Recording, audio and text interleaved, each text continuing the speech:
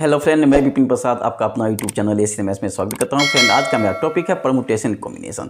Friend, इस topic के अंतर्गत आज मैं बताऊंगा परमुटेशन। फ्रेंड, इस टॉपिक को स्टार्ट करने से पहले अगर आप इस चैनल पर नए हैं, चैनल को सब्सक्राइब कीजिए, साथ साथ बेल आइकन को बस दबाइए ताकि नई नई वीडियो की जानकारी मैं समय समय पर दे सकूँ। तो फ्रेंड्स, आज का जो मैं टॉपिक लेकर आया हूँ वह है परमुटेशन यानी क्रमचय। आज आपको मैं बताऊंगा बेसिक कंसेप्ट ऑफ परमुटेशन। देखिए, परमुटेशन का मतलब क्या होता है, यानी क्रमचय का मतलब क्या होता है। फ्रेंड, परमुटेशन का यहाँ मतलब होता है अरेंजमेंट करना। क्या होता है? अरेंज करना। ध्यान इसमें यह रखना है कि परमुटेशन में ऑर्डर का यानी क्रम का बहुत ही इंपॉर्टेंट रोल होता है। अगर मैं क्रम को चेंज कर देता हूं तो उसका मीनिंग भी चेंज हो जाता है। जैसे एग्जांपल लीजिए, यहां दो वस्तु लेते हैं यानी दो ऑब्जेक्ट लेते हैं 1 और 2। तो अगर 1 2 लिखने से क्या 12 हो जाएगा? अगर इसको 2 1 लिख देते हैं तो क्या हो जाएगा? 21 हो जाएगा। यानी इसके क्रम को चेंज करने से इसका मीनिंग भी चेंज हो जाता है। इसलिए फ्रेंड, परमुटेशन में ऑर्डर का बहुत ही इंपॉर्टेंट रोल होता है। ऑर्डर को चेंज करते हैं, मीनिंग चेंज हो जाता है। क्लियर? तो फ्रेंड, यहां मैं लिख भी दिया हूं, ऑर्डर का इंपॉर्टेंट रोल इसमें होता है। तो क्रमचय होता क्या है? क्रमचय एक निश्चित क्रम में बना विन्यास है। विन्यास का मतलब अरेंजमेंट, जिसको दी हुई वस्तुओं में से एक समय में कुछ या सभी को लेकर बनाया गया है। इसका कहना क्या चाह रहा है?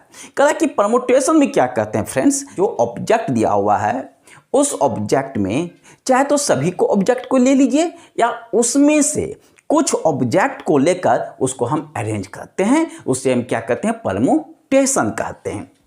इंग्लिश में भी यहां पर लिखा हुआ है, a permutation is an arrangement in a definite order of a number of objects take some or all eight A time. चाहे तो कुछ या सभी वस्तुओं को लेकर हमें क्या करना है? उसको अरेंज करते हैं। और मैं बता ही चुका हूं, इसमें एक ऑर्डर का बहुत ही इंपॉर्टेंट रोल होता है। सो फ्रेंड, सपोज कीजिए आपके पास n विभिन्न वस्तु हैं। विभिन्न मतलब डिफरेंट ऑब्जेक्ट्स है आपके पास। कितना डिफरेंट ऑब्जेक्ट है? n डिफरेंट ऑब्जेक्ट है। उसमें से एक समय में r ऑब्जेक्ट को लेकर परमुटेशन बनाना चाहते हैं तो उसको हम कैसे रिप्रेजेंट करेंगे? NPR से उसको डिनोट करेंगे। n का मतलब होता है कि टोटल डिफरेंट ऑब्जेक्ट्स कितना है। P का मतलब होता है अरेंजमेंट, यानी P फॉर परमुटेशन, और परमुटेशन का मतलब होता है अरेंजमेंट। ठीक है। और R क्या है? इस n वस्तुओं में से यानी n ऑब्जेक्ट में से कितने ऑब्जेक्ट को लेकर आप अरेंज करना चाहते हैं। क्लियर? वो उससे हम डिनोट करते हैं, किसे? R से डिनोट करते हैं। क्लियर? इसी प्रकार फ्रेंड, 10 विभिन्न वस्तुओं में से एक समय में 5 वस्तुओं को लेकर बनाए गए क्रमचयों की संख्या कितना होगा? क्योंकि टोटल जो ऑब्जेक्ट है वह 10 है। अब 10 में से 5 ऑब्जेक्ट को लेकर आप उसको अरेंज करना चाहते हैं। समझ रहे हैं ना? टोटल ऑब्जेक्ट कितना है? 10। टोटल में से 5 ऑब्जेक्ट को लेकर आप परमुटेशन बनाना चाहते हैं तो उस कंडीशन में नंबर ऑफ परमुटेशन क्या होगा? 10p5 होगा। यानी 10 हो गया टोटल ऑब्जेक्ट। 10 में से कितने ऑब्जेक्ट को लेकर आप अरेंज करना चाहते हैं? 5 ऑब्जेक्ट को लेकर अरेंज करना चाहते हैं। इसका मतलब हुआ 10 ऑब्जेक्ट में से 5 ऑब्जेक्ट को लेकर मैं अरेंज करता हूं। क्लियर? अब इसका मैं कुछ एग्जांपल आपके सामने दे रहा हूं ताकि कंसेप्ट और क्लियर हो जाए। देखिए, सपोज कीजिए आपके पास 3 ऑब्जेक्ट है, 1 2 3 ऑब्जेक्ट ये आपके पास दिया हुआ है, यानी 3 थिंग्स दिया हुआ है। क्लियर? अब इसमें से किसी 2 ऑब्जेक्ट को लेकर हम इसे अरेंज करना चाहते हैं। कोई भी 2 ऑब्जेक्ट लेकर के कितने ऑब्जेक्ट को लेकर अरेंज करना चाहते हैं? 2 थिंग्स या 2 ऑब्जेक्ट जो लिखना है लिखिए। 2 थिंग्स को लेकर हमें अरेंज करना है, अरेंज करना है। ठीक है। अब आपको क्योंकि टोटल ऑब्जेक्ट 3 है और 3 में से 2 ऑब्जेक्ट को लेकर अरेंज करना चाहते हैं, तो बताइए जो अरेंजमेंट आप कर रहे हैं उस अरेंजमेंट का पॉसिबिलिटीज क्या है? 1 2 2 को लेकर अरेंज कीजिए, 1 2 फिर 2 1, क्योंकि ऑर्डर का इंपॉर्टेंट रोल हो रहा है। 1 2 और फिर उसका उल्टा 2 1 ले लिया। नेक्स्ट 2 3 और इसका अपोजिट 3 2। नेक्स्ट 1 3 और इसका अपोजिट 3 1। यानी कितने तरीका से अरेंज कर सकते हैं? 6 तरीका से। देखिए तो 1 2 3 4 5 एंड 6। यानी 3 वस्तु में से 2 वस्तु को लेकर जब आप अरेंज करते हैं तो अरेंजमेंट की संख्या कितना आता है? 6 6 आता है, 1 2 3 4 5 एंड 6, यानी टोटल अरेंजमेंट कितना हो जाएगा, 6 हो जाएगा। क्लियर। लेकिन फ्रेंड यहां पर क्वेश्चन क्या है, 3 यहां पर थिंग्स दिया हुआ है तो इसलिए इसको अरेंज करना आसान है। लेकिन जरा सोचिए, अगर मैं यह दे दूं 1 से लेकर 10 तक नंबर है और इसमें 2 नंबर को लेकर, 2 थिंग्स को लेकर आप अरेंज करना चाहते हैं तो कितना आप करते रहिएगा, 2 1 2 2 3 3 2, यानी चलता रहेगा, आप परेशान हो जाएंगे और फिर भी गलत हो जाएगा। सो फ्रेंड्स, लेकिन चूंकि मैं यहाँ पर आपको समझा रहा हूँ इसलिए इसका मैं एक फार्मूला भी, स्ट्रॉन्ग फार्मूला दूंगा, जो 3 थिंग्स में से 2 थिंग्स को अगर आप लेकर अरेंज करते हैं तो नंबर ऑफ अरेंजमेंट कितना हो जाएगा।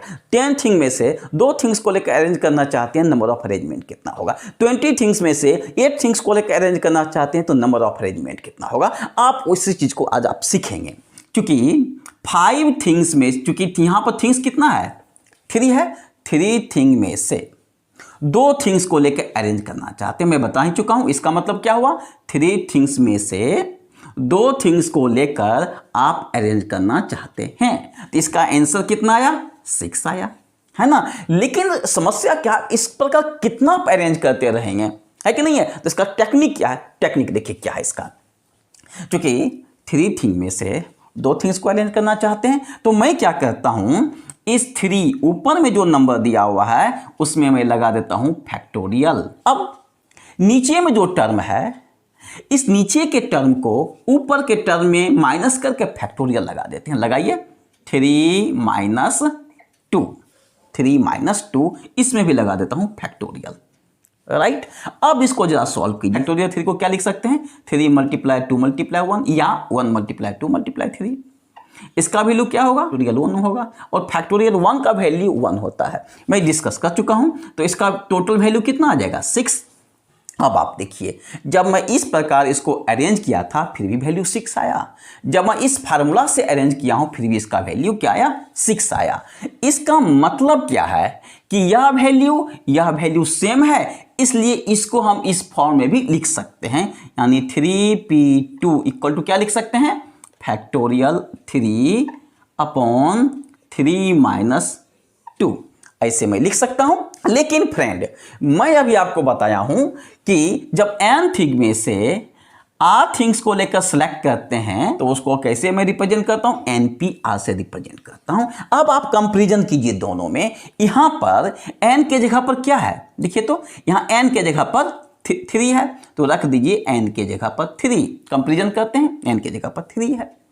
r के जगह पर क्या है, r के जगह पर 2 है। अब इस n और 3 और 2 का वैल्यू इसमें रख देते हैं, तो रखिए इंप्लाइज, n के प्लेस पर क्या रखेंगे, n रखेंगे तो रखिए n p, 2 के प्लेस पर क्या रखना है, r रखना है तो रखिए r इक्वल टू, 3 के प्लेस पर क्या रखना है, n रखना है तो रख दीजिए 3 इक्वल टू n, तो 3 के जगह पे n रख दीजिए, तो हो गया फैक्टोरियल n डिवाइड बाय 3 के प्लेस पर क्या है, 3 इक्वल टू n, तो रख दीजिए 3 के जगह पर n, माइनस 2 के जगह पर क्या है, 2 के जगह पर क्या रखेंगे r, तो 2 के जगह पर रख दीजिए r का फैक्टोरियल, राइट। तो फ्रेंड एक फार्मूला निकल गया, क्या निकल गया formula, npr equal two factorial n upon n minus r का फैक्टोरियल, मोस्ट इंपॉर्टेंट फार्मूला हो गया। और कंपटीशन में भी पूछा जाता है कि npr का वैल्यू किसके इक्वल है।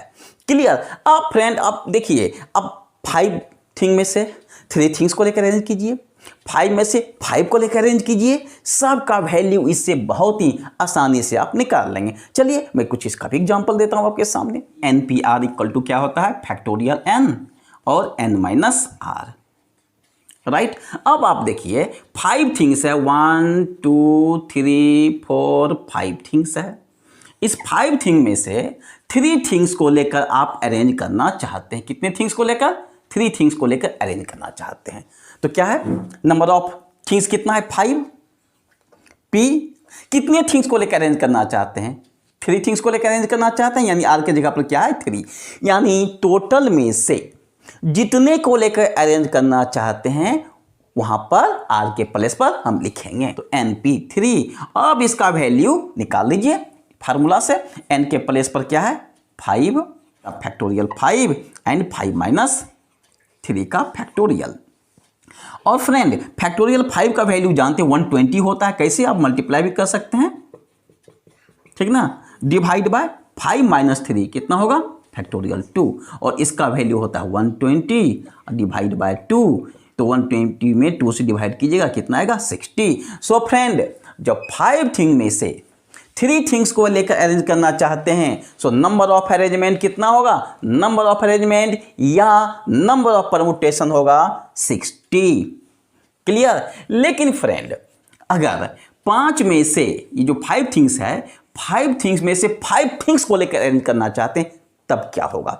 ध्यान रखिए 5 थिंग्स दिया हुआ है और सभी डिफरेंट है ना, ध्यान रखना है, ये सभी लेटर क्या है? डिफरेंट भी होना चाहिए। अब यहां पर देखिए 5 थिंग्स में से 5 थिंग्स को लेकर आप अरेंज करना चाहते हैं, तो देखिए 5 में से 5 को लेकर अरेंज करना चाहते हैं, तो लगा दीजिए वही formula factorial n minus r, यानी फैक्टोरियल 5 अपॉन दोनों का डिफरेंस फैक्टोरियल 5 माइनस 5, यानी फैक्टोरियल 5 और 5 माइनस 5 क्या होगा?